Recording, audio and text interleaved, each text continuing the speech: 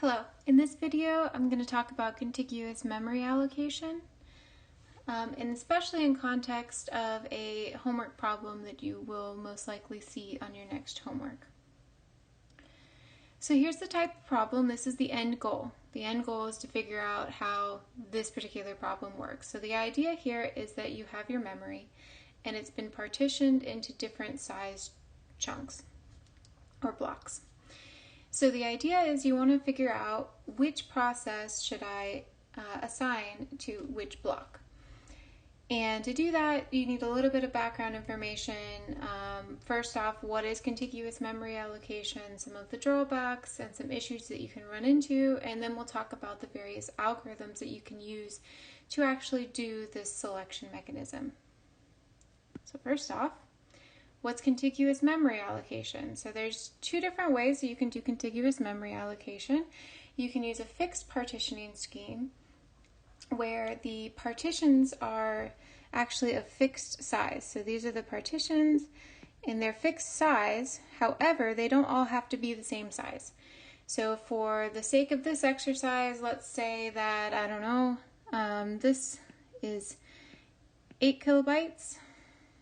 This one is maybe 2 kilobytes, 4 kilobytes, 4 kilobytes, and 10 kilobytes. Okay, so these are fixed sizes. They're fixed at the very beginning of execution. And so now the question is, when processes come in, they're going to be assigned to these partitions. And they may be a good fit there, they may be a bad fit there, and we'll talk more about that later, but let's give an example. So for instance, we have, I don't know, let's have 5 processes come in so we can fill out each one of our spots. We'll have process A come in and it requires 7 kilobytes. Process B will come in and it will require 2 kilobytes. C, maybe 4 kilobytes. D, 2 kilobytes, and E will make 8 kilobytes. So these are all the processes coming in, so we can go ahead and assign them. So we'll assign A here, we'll assign B here, and C and D and E. Okay, so a few things to notice here. Now the first partition is 8 kilobytes large. But A only needs 7 kilobytes. So what we have is we have this empty space here. And this is 1 kilobyte that A is not actually using. So we have a little bit of empty space there. B we don't. C fits perfectly. D we have actually 2 kilobytes of empty space, right? So it takes up 2 kilobytes and our space allotted is 4 kilobytes. And then finally we have E that has 8 kilobytes and it's in a slot that is allocated 10. So again, we have 2 kilobytes that are empty. So I point this out because we're going to talk about it later. This is called internal fragmentation. And in general, that's really the drawback of doing contiguous memory allocation. Now, there's 2 different kinds of fragmentation, and we'll talk about it more in a second. The second way that you can do contiguous memory allocation is using a variable partitioning scheme. So in a variable partitioning scheme, I have this table here just, to make life easier in the next steps. But really what this is that as processes come in, spots in memory are allocated based on the size of the processes. So let's again write down those processes. What we had process A come in and need 7 kilobytes. B needed 2 kilobytes. C 4. D 2 kilobytes. E 8 kilobytes. Okay, so these are our processes coming in. So when A comes in, this spot in in memory will be allocated 7 kilobytes. So this block will be 7 kilobytes, and A will be here. So notice now there's no internal fragmentation with A. Last time we had 1 kilobyte that was left over, and now we have none. And the same with the rest of them. So B, this will be 2 kilobytes. C, 4 kilobytes. D, 2 kilobytes. And E, 8 kilobytes. So with this variable partitioning, we get the advantage that now we don't have any of that internal fragmentation. So that's good. So what is this fragmentation? I keep talking about it. I've talked about internal fragmentation, and that's, I guess, again, where the assigned space, so this is the assigned space, all of this is assigned to that process, that fragment. However, the process is only using this space.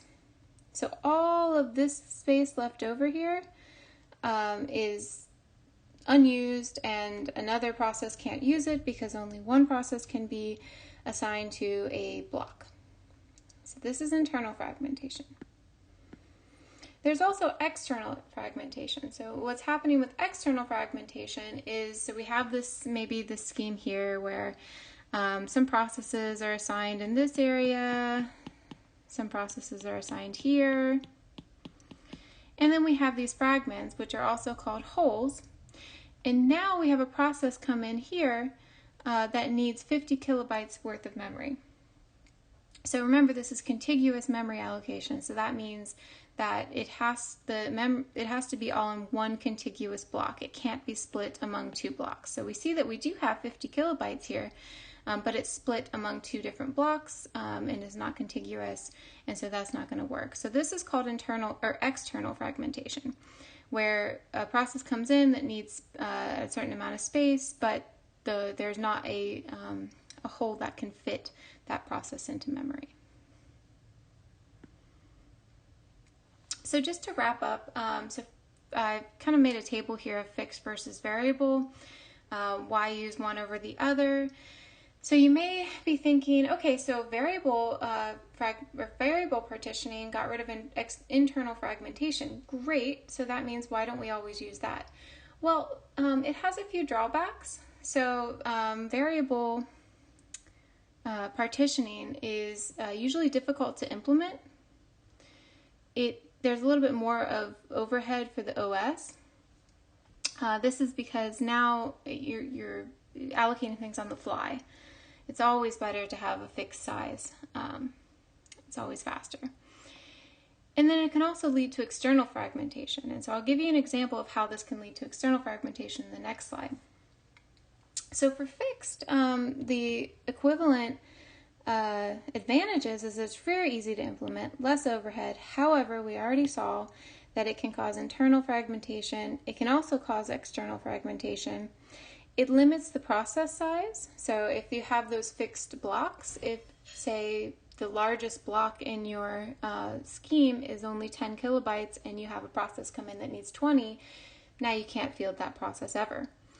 It also limits the number of programs you can have in memory. So you have those fixed partitions, so you have a fixed number of partitions, and so therefore a fixed number of programs in memory. So variable, again, it solves some of those by, so it doesn't, of course, there's no process size limitation because it's on the fly. There's no restriction on the number of processes. Now I say kind of here, because you will run out of memory eventually. You have this variable scheme where you can, field however many come in that you have space for, but at some point you'll run out of space. So it's not an infinite unrestriction, but it's definitely more than fixed. So an example of external fragmentation in a variable partitioning scheme is here. So for instance, you have, so the first time through, memory is unallocated, and it has picked up some processes, it's running, so it has run process 1 here, P2 is allocated here, P3 here, P4 here. We have some empty space here, and now P1 is done. So P1 is, this is now empty, and this is a block size of 2. P3 is now empty with a block size of 1. And let's imagine that P5 is waiting and it needs 3 megabytes. So again, there's 3 megabytes available. However, they're in non-contiguous spots in memory. So once you've done the variable partitioning, now without another mechanism, which we'll talk about in a second, this is now causing external fragmentation as well. Okay, so the 3 main algorithms for allocating these processes to partitions, so you have all these processes come in, you have processes in the ready queue, and you want to start allocating their memory needs into your RAM. So there's 3 main types. There's the first fit. So the first spot in our partitioning scheme with enough space, that's where we're going to put our process. So that's first fit. Then we have best fit. So best fit is the smallest hole that's large enough to fit our process. So we look through all of our partitions and we find the smallest hole that's still large enough to fit us, and we put ourselves there. And then we have the worst fit. So the worst fit, we choose the largest hole. And this might not be kind of obvious of why this algorithm is even there, but I'll talk about it a little bit at the end of where you might decide to use that. Okay, so here we go. So we're back to our very first slide. This is the end goal, right? This is what we want to be able to do by the end of this lecture. Okay, so let's do the first fit first. So here's our partitioning. So these are all of our partitions and their sizes. And these are the processes that are waiting. So these are waiting. Okay, and so now based on the first fit algorithm, we want to see where our processes, what partition our processes will be put into.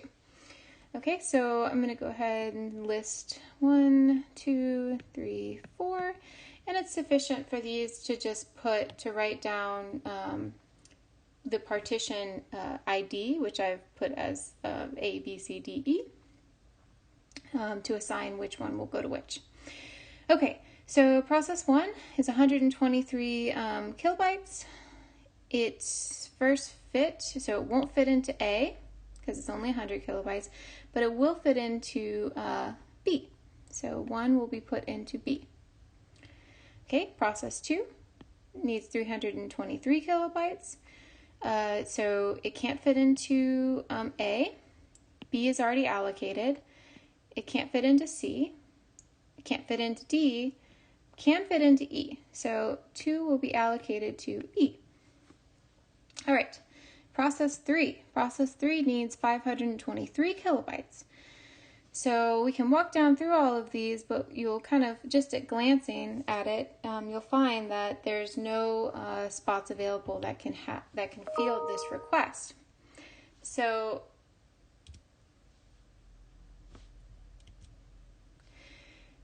just to be clear here, let's see, process 1 is here and process 2 is here.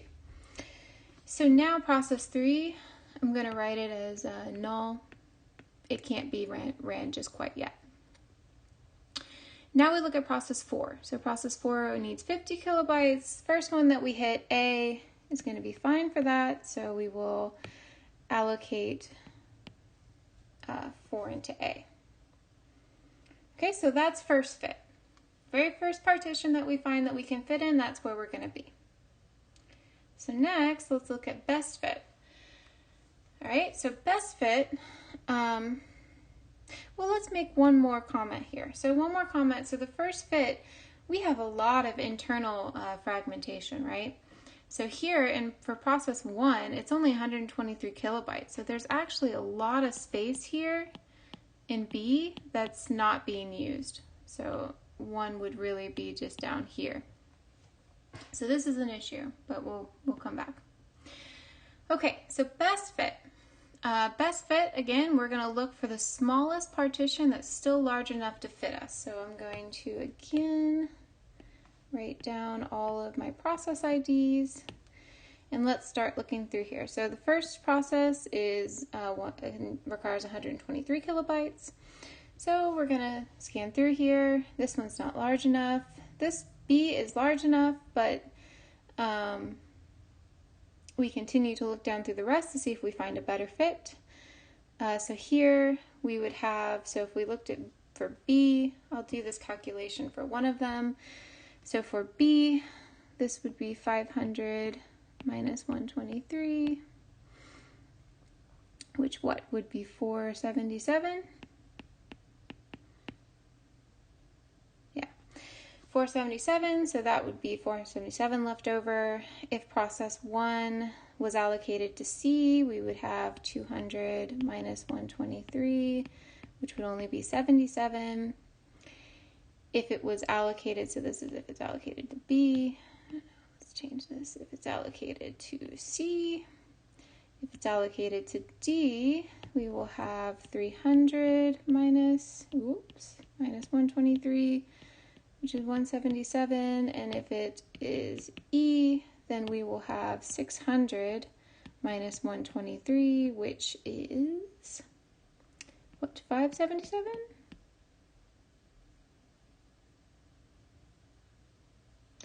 You guys are supposed to tell me when I make math mistakes. You guys are falling down on your... All right, so fine. 377. Yes, and 477. Okay, first math error. I'm going with it, though. I'm not re-recording this. Okay, so here we go. Now we look at the leftover space for each one of these processes, and we see that the best fit is going to come from if we put it into C. So this is obvious when we're looking at it, but I just wanted to go through the calculation just for one of them, just so we can see how this would work in a system. Okay, so one is going to be allocated to C. I'm going to erase this for now. Okay, so let's look at process 2. Process 2, 323. That is going to be best allocated in B. Okay. Now let's look at process 3. That is going to be best fit into section E. And 4, its best fit is going to be in section A. Okay, so this is the algorithm for best fit. So there's one more remaining. So notice here, if you can flip back between the last one that we did and this one, and you'll see that we have a whole lot less internal fragmentation. So this is good. This is so far so good for internal fragmentation, minimizing that. Okay, last one is the worst fit. So the worst fit here, we're going to just take the largest possible remaining slot, and we're going to put our processes there. So process 1 comes in with 123, and so we're going to find the largest spot, which is E, and we're going to put it there. Process 2 comes in, 323, we're going to find the largest spot, which is B, and we're going to put it there. Process 3 comes in. Process 3 we can't do anything with. We don't have any spots to put it, so I'm going to put it null. And process 4 comes in with 50 kilobytes. Doesn't really matter. We're going to just choose the largest one. And so this is going to be A. I'm sorry. Back up, back up, back up. Erase, erase, erase. This is going to be D. Okay, so this would be the worst fit. And so what probably I would hope you guys, somebody would ask in class is, why would you even consider doing something like this? This seems like a terrible, terrible, terrible strategy. So it does have an advantage. And in the next slide, so there's this technique called memory compaction. And so it's kind of summarized here in this chart where you have all of this, these are processes being allocated, running, and at this point process A has stopped. Now there's a big hole in the execution here, And maybe, so in this next spot, so D comes in and is able to fill at least partially part of that hole, but now we still have this hole here. So to get rid of that hole, we can compact our memory down, just like a trash compactor. We can compact it down so that we don't have any holes anymore. So if, for instance, we have this kind of partitioning where I don't know, maybe this is, okay, Casey, you don't have enough space to write over there. What are you thinking? Do it here. So maybe this is 4 kilobytes. This is 8 kilobytes. I don't know, 2 kilobytes. We're gonna ignore that is larger than the other one, and this is maybe 10. So imagine that we have a process come in and it needs 2 kilobytes. So we have P1 that needs 2 kilobytes. So maybe we put it here. I'm sorry. Let's choose to put it here. So we have P1 executing here. For whatever reason, maybe the rest of them were taken. So P1 is executing here. It's only taking up 2 kilobytes. So we have still now 6 kilobytes left over. And so now let's imagine, well, let's change one thing. My example is falling apart. So let's make this 8 kilobytes. So now, we have 6 kilobytes left here. This is 6 KB. And let's now imagine that these become allocated with something else. Now if we have a process come in that needs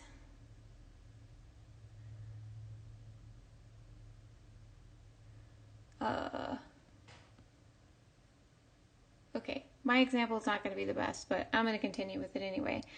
So if now we have a process come in that needs 10 kilobytes, we don't have it right now. Right now we have these two, we have a 4 kilobyte and 8 kilobyte here, but process 1 is only taking up 2 kilobytes. So really we have a hole here and we have a blank spot here. So what we can do is we can compact things and repartition such that now I can free up this 6 kilobytes and I can now have a partition here that's 10 KB that can field our mystery process that comes in with 10, needing 10.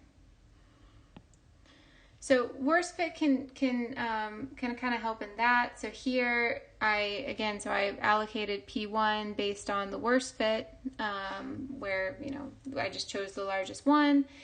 It's going to leave a lot of extra space, which can come in handy through this mechanism of memory compaction. So that ends the lecture on memory, contiguous memory allocation. The next ones that I will start to record are based on paging. So we'll talk about paging next. Let me know if you have any questions. Thank you.